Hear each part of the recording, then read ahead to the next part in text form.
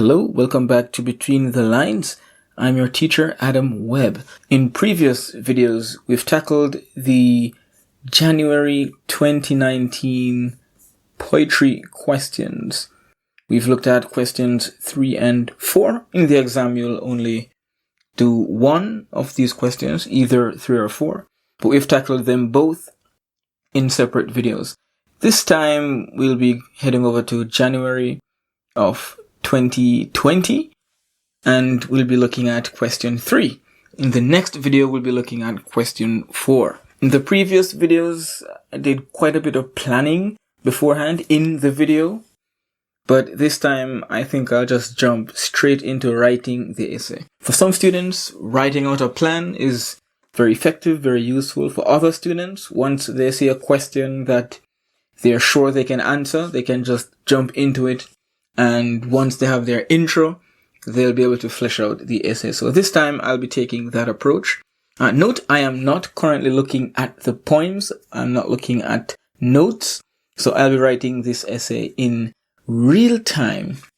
And hopefully I'll be able to write this essay within 30 to 35 minutes. That would leave me with 5 to 10 minutes with which I could review my essay and get rid of all errors. Alright, so we're looking at question 3. I'll start the timer and I'll read the question. Mirror and Once Upon a Time feature speakers who are dealing with uncomfortable situations. Write an essay in which you focus on this theme in these 2 poems. For each poem, describe the uncomfortable situation with which the speaker is dealing. You must also discuss how one speaker comes to terms with the situation. Finally, for each poem, you must examine one device each poet uses to explore how the speaker grapples with uncomfortable situations. I'll be jumping straight into it. Okay, first I need my hook. Okay, I need an interesting statement to get this started, okay? Most of the discomfort faced in life can be thought of, can be traced back to a lack of self-acceptance. Yes, and just a little bit about my thought process. I won't do too much narrating for this essay because I'm working on the clock here. We have Mirror and Once Upon a Time, and in both poems I can vividly recall the speakers deal with some kind of problem where self-acceptance is concerned. So I'll be looking at that throughout my essay. I'll have to describe the uncomfortable situation for each speaker, discuss how one speaker comes to term with that situation, and then look at devices. So pretty straightforward question. All right. Now I need to mention both poems and link them to the hook that I just wrote. So we'll start with the poets' names. Gabriel Okara. Please remember the poets' names, guys. Gabriel Okara's Once Upon a Time.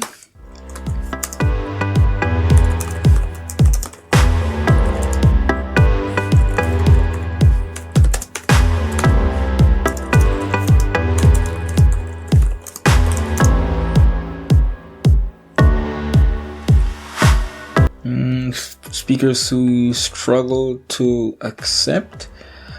Okay, deal with uncomfortable situations. Yeah. Okay. In Once Upon a Time. Yikes. I wonder which is faster, handwriting or typing. Am I sort of cheating by typing? But I think I could handwrite faster than I type. So I guess it's fine. In Once Upon a Time, okay, what is the... Oh dear, where are my quotation marks? So what is the uncomfortable situation? Since I'm doing the intro, I have to shortly answer each piece of the question right here. In Once Upon a Time, the speaker... Okay, let's do it this way. The speaker's discomfort arises from his struggle to be honest and authentic in a world of fake people. Trying to find a better way to say that. In a world where duplicity, ooh, I like that. In a world where duplicity and something, where duplicity and pretense, good, are the order of the day. So what he comes to terms with his decision. How? Ultimately, that's a good linking word. So in the end, he comes to terms with the situation. Yikes, the situation. I remember in the poem, he didn't really come to a solid conclusion, but he did decide that he wanted his son to teach him. He wanted to relearn how to be honest. So he comes to terms with the situation by expressing a desire to relearn. By expressing desire to, relearn, yikes, how to be honest from his son. Yeah, let's keep it as simple as that. So now we need to mention the uncomfortable situation in Mirror. So we say meanwhile, because we have to link both poems. The persona in Mirror. Note, I'm not saying the speaker in Mirror, because technically the speaker in Mirror is the mirror, but I'm referring to the woman in Mirror, which I can say is a persona. Meanwhile, the persona in Mirror, obsessed with her outward beauty. Okay, obsessed with her physical appearance is, I need to link this back to her uncomfortable situation, is uncomfortable with the fact that she's aging. Yeah, she's getting old and she doesn't like what she sees when she looks in the mirror. Now I need to look at the devices. In Once Upon a Time, I haven't decided what devices I'll look at. Once Upon a Time, there are some interesting similes where his face is like dresses. In Once Upon a Time, there's some imagery, but yeah, metaphors. You can hardly go wrong with looking at metaphors. Basically, all of the poems have some interesting metaphors. So we can say metaphors are used to express or convey or show how the speaker navigates, I like that word, his discomfort. Okay, what about in Mirror? I've already used meanwhile. Whereas in Mirror, the persona's plight. Ooh, yeah. Instead of saying problem or situation, plight, that's like a serious problem, is explored primarily through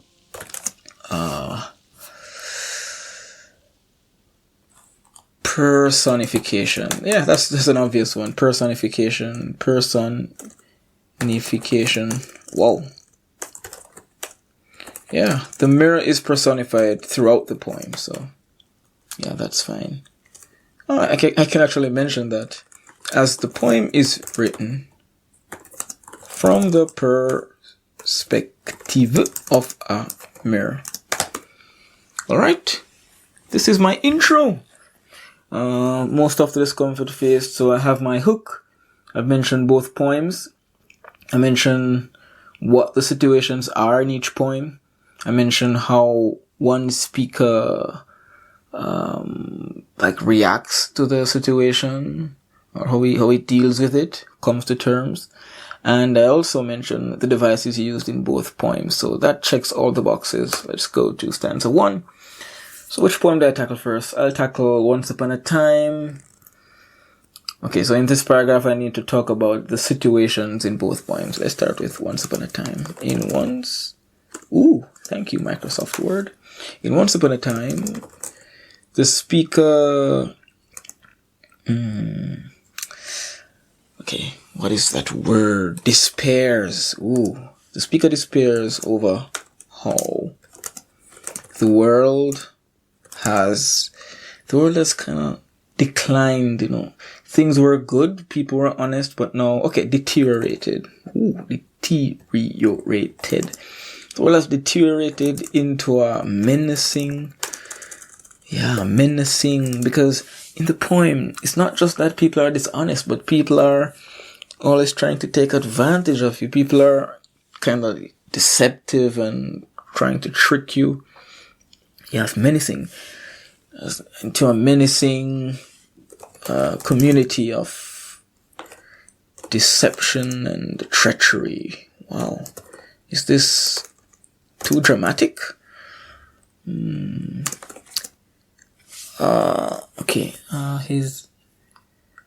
So the speaker despairs over this world that has... But I need to get into what his personal discomfort is. So his main problem... I don't like the word problem. It's too commonplace. His main predicament, however, is that even though he wants to be authentic, he shows a desire to be authentic, he too has had to learn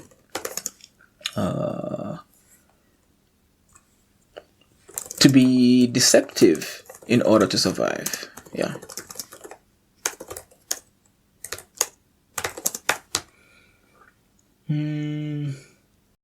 Okay, at this point I should quote at least one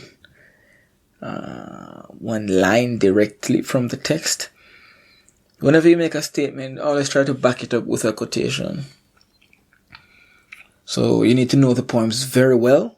So whatever question you choose, you'll be able to quote. Okay, so I need a quotation that shows that he has had to learn how to be deceptive. For example,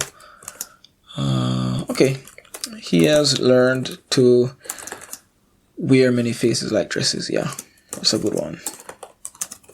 You have to know the lines. You can't just know a few poems because you don't know what questions, you don't know what options will be there to choose from. And also to be polite. Yeah, because he says at one point,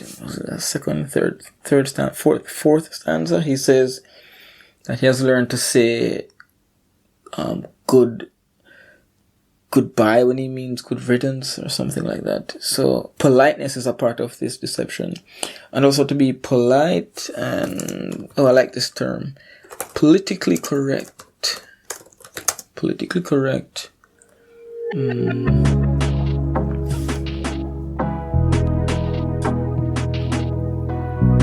Polite and politically correct. In order to survive. That's it. I need to complicate that sentence. Okay, is that it? I think I can make this up a bit more powerful. And politically correct, even when it means betraying, his true feelings. The essence of this poem is the speaker is betraying himself, and he doesn't like that. Okay, so okay, I want to wrap this up now, so I can move on to the next poem. The speaker, uncomfortable. I have to bring everything back to the discomfort with what he has become. It's like he has become a monster, isn't it? Wants to become honest again. Wants to that's it. Unlearn. There's a line. Unlearn. It's a metaphor. All these muting things. Yes, that's it. He wants to. So this is a habit you should form whenever you quote something, especially if you quote a metaphor. Explain it in the next line. So he wants to unlearn all these muting things. I'm going to show that I understand what those words mean. He wants to return. He wants to unlearn, right? He wants to return to his childlike honesty, but fears that doing so might jeopardize his chances of survive. Is the word surviving too many times? I need to fix that. Surviving in today's world. Yikes. Okay. So, yeah, I think I've done a pretty solid job at explaining what this man's uncomfortable situation is.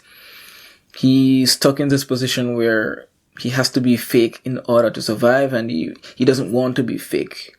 And that's his discomfort. And I've quoted a couple of lines, a couple of words. Yeah. So, mirror. In mirror.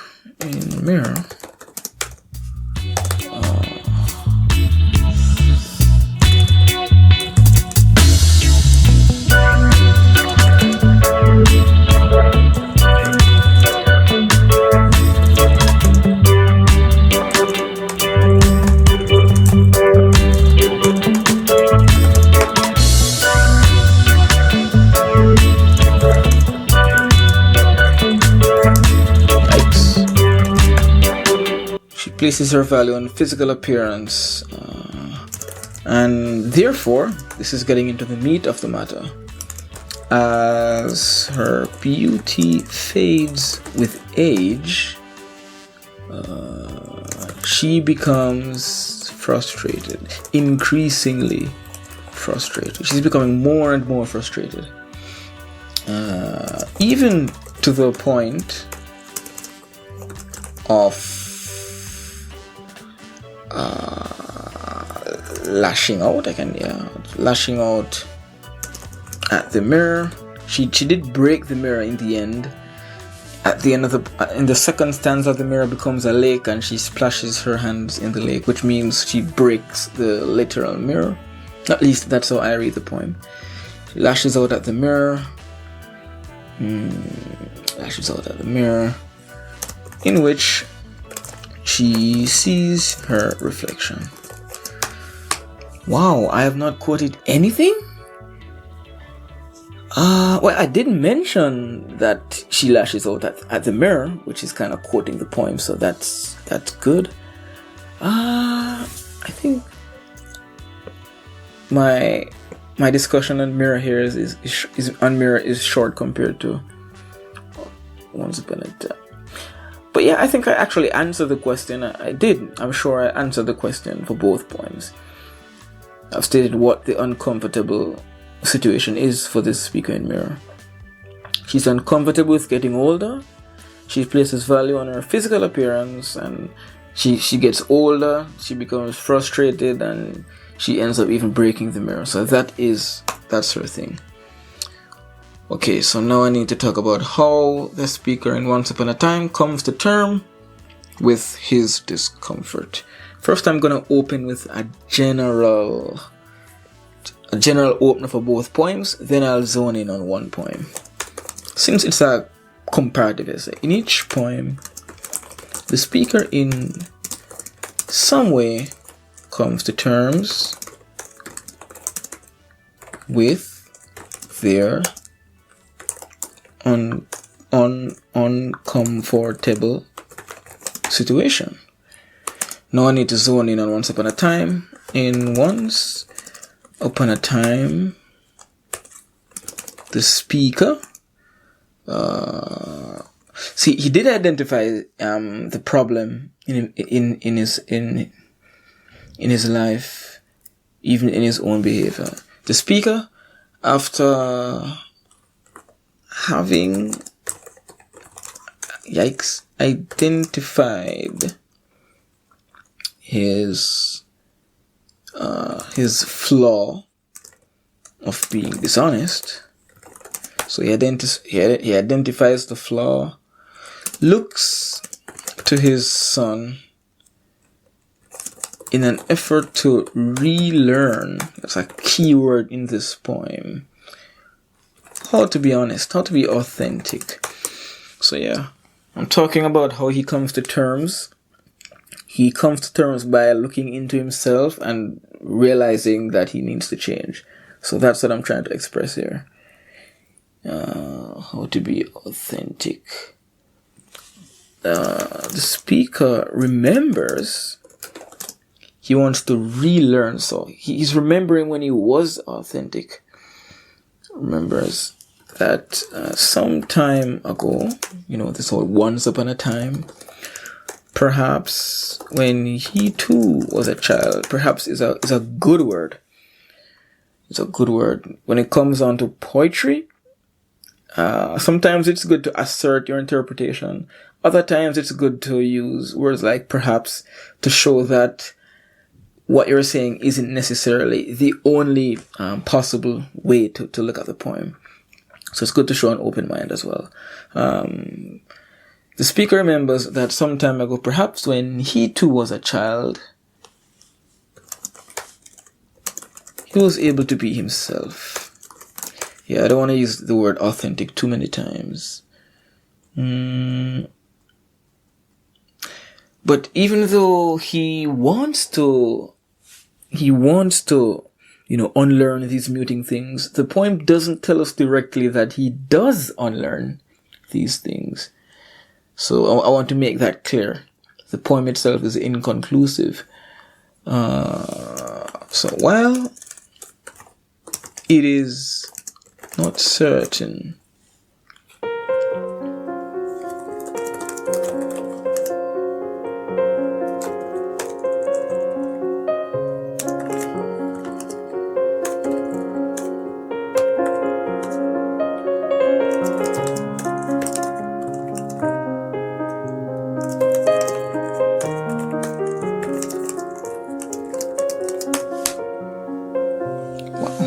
That's a short paragraph, but it's good enough. In each poem, the speaker, opener, he identifies his flaws. He looks to his son, wanting to relearn. He remembers that he was able to be himself, but in the end, we are not sure if he really makes good on his desire. All right. So these first paragraphs have done their job. Now I need to talk about the devices, which is always my favorite part. So let me just double check my intro to make sure I remember what devices I'm talking about. Once upon a time, metaphor, mirror, personification. Okay, let's start with our opener, both poems. So you need to take all the chances you get to connect the poems. You're not dealing with each poem in isolation. So it's good to always compare, bring it back to the comparison between the poems. Both poems explore the discomfort and frustration of the, can't say speakers because technically personae, that's a nice plural form, through the use of poetic devices. This is kind of a generic opening sentence that you can use for your devices paragraph. And now we're getting to the poems and the devices. Let's start with Once Upon a Time. In the case of Once Upon a Time, Okara use, come on, am I in grade 5? Exploits, good one. Okara employs several metaphors. I better be able to quote some of these several metaphors throughout the poem that provide deep insight into the speaker's problem and his response to it. Yeah, we see his problem and we see how he deals with the problem, essentially. Okay, now I need to actually give some examples. Metaphor, wearing different faces. Unfortunately, I cannot remember word for word what that wearing of faces metaphor is, but I know the metaphor. So even if I can't quote word for word, if I don't remember the actual words, don't put them in quotation marks. Just quote the idea. Be as specific as you can be, but don't be wrong. Okay, I need to get into that metaphor. Response to it. Okay, the speaker's hypocrisy. You know what? Unwilling hypocrisy. I need to show that he doesn't really want to be a hypocrite, but he kinda has to be. Speaker's unwilling hypocrisy is displayed as he wears different faces. Yeah, that's a metaphor. What else does he do? He wears different faces. He laughs with only his teeth. He said he used to laugh with his heart. Now he laughs with his teeth. Yeah. And can I find a third example? Yeah, shakes hands without his heart. If I were confident enough, I'd put these in quotes, but I'm not sure if these are the exact words. But yeah, he wears many different faces. That's a metaphor. He laughs with only his teeth. That's a metaphor. And shakes hands without his heart. Also a metaphor. His desire, as shown by the metaphors. What am I, 6 years old? His desire as, I like this idea. Encapsulated. His desire as encapsulated in, in yet another metaphor. Nice. Is to, this is where I'm gonna repeat this. Unlearn all these muting things. Yeah, I mentioned it here, but I can't not mention it here because it's a pretty important metaphor. All right, to unlearn all these muting things. So as I said, if you mention a metaphor, especially in quotes, you need to explain it. In other words, it's an easy way to explain something. In other words, he wants to reclaim his true self. He wants to reclaim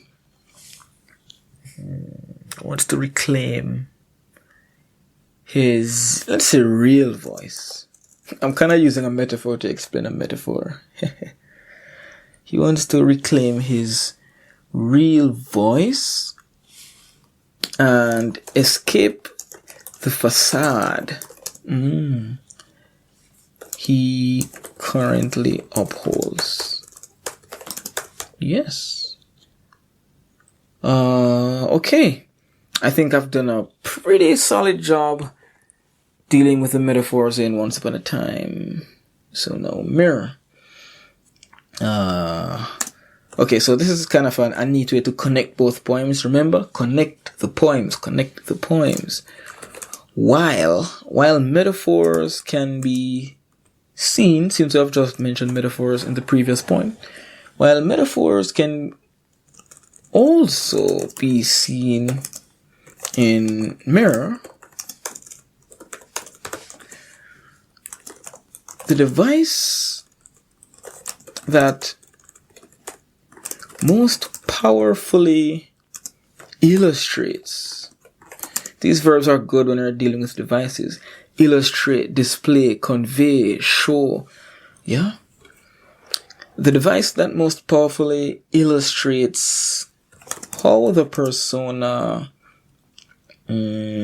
grapples with her discomfort is personification. Yeah, okay. Now I'm going to mention how the mirror is personified throughout the entire poem. So I can say this device, I could say this device runs through the poem, but I like the word pervades. This device pervades the poem. Well, it's good to pull out, good vocabulary. This device is, what's happening here? This device pervades the poem as readers can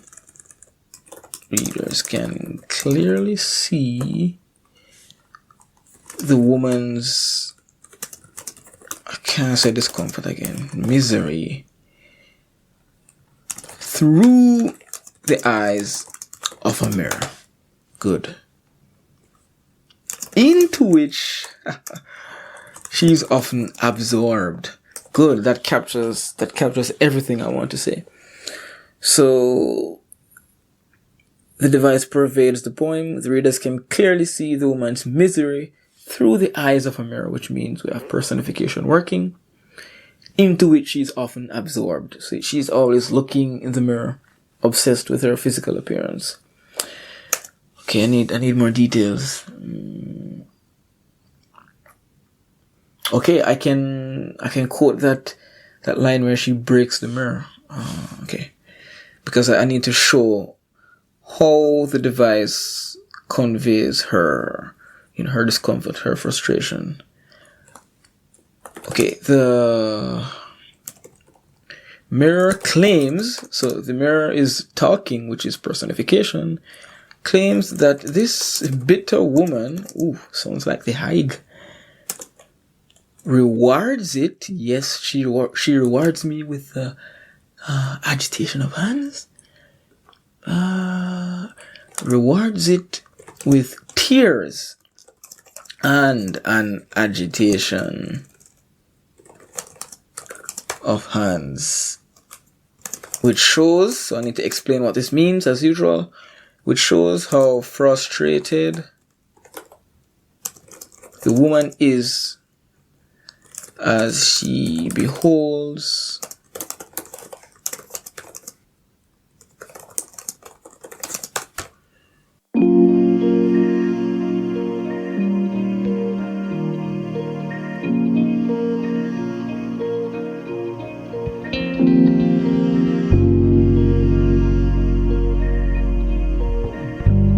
Okay, let's conclude quickly. In Once Upon a Time and Mirror.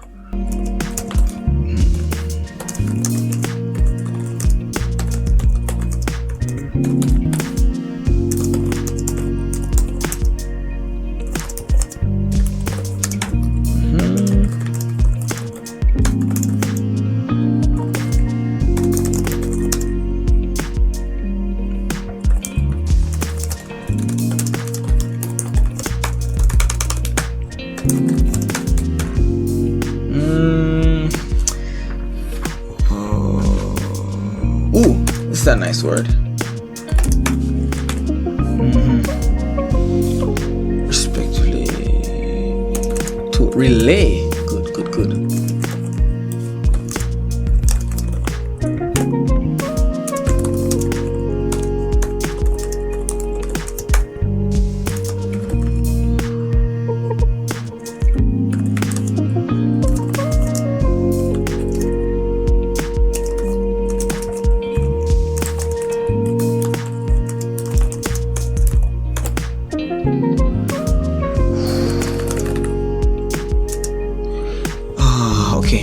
Okay, think. Though the poems differ in terms of the nature of the discomfort faced, they both agree. That's a good one. They both converge on the point that denying or rejecting one's true self can lead to an uncomfortable, even unbearable life. Done. D-O-N-E. Done. Alright, that is my... Ooh, nice. Thank you, word. Good. This is beautiful, if I dare say so myself. So I think I should have about 3 or 4 minutes with which I can review this. Of course, I can't change a paragraph or, make big changes with this little time. That's why I need to go into the exam knowing the poem so you can write an almost or a perfect essay on the first take. Because now I just be able to fix spelling errors, make sure everything that should have quotation marks have quotation marks. You only have time to fix minor errors after you write your essay. Because writing the essay, it does take at least 30 minutes. You're not going to be able to... I think I mentioned in one video, you'll be able to write the essay in 20 to 30 minutes. Nope. 30 minutes minimum. I don't know what I was thinking. That's the essay. Let me know what you think. Next time, I'll be doing question 4 of this paper. So look out for that.